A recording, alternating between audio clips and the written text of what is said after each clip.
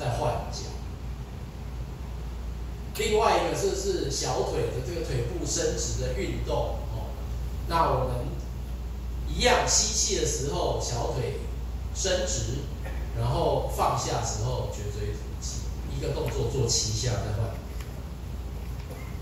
那另外我们再鼓励大家一个目标，每天散步累计30分钟。那因为走路是一个全身性的运动，不只练到脚，也练到手，手也会摆动，也会练到心肺功能，所以这个是最重要肺部复健的训练，就是散步走路。哦，这个对喘的病人非常重要。那它可以降低对喘的耐受性，增加运动功能，增加身体的健康和生活品质。药物部刚刚都教过了，急性感染要针对痰液性培养有抗生素。哦，急性恶化有支气管扩张剂跟类固醇的治疗。肺功能不佳的会长期使用吸入型长效扩张剂、支气管扩张剂。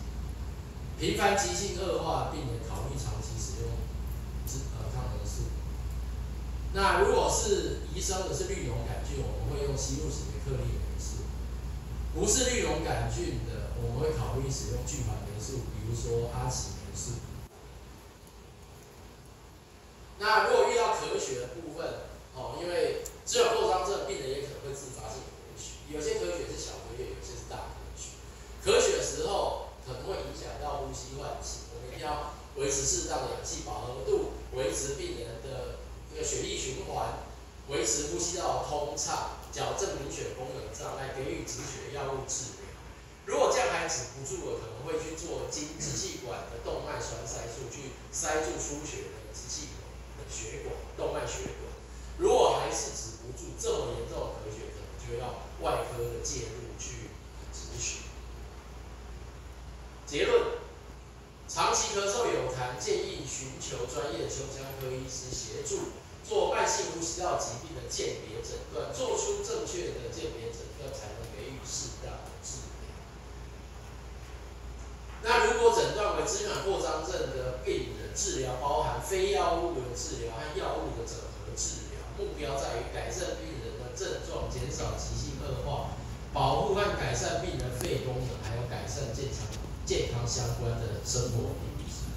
那也希望各位病友能够过上更好的生活。谢谢聆听。那看长期抽烟，他的气管他有可能受到这个长期的发炎，他也有可能免疫力会比较差，而且抽烟的病人他产生痰液的机会也比较多。但是并不是抽烟就会直接造成支气管扩张症，他们的疾病还是不一样，但是他们可不可以共同存在？可以一个病人同时有慢性阻塞，又同时有支气管扩张症，这样。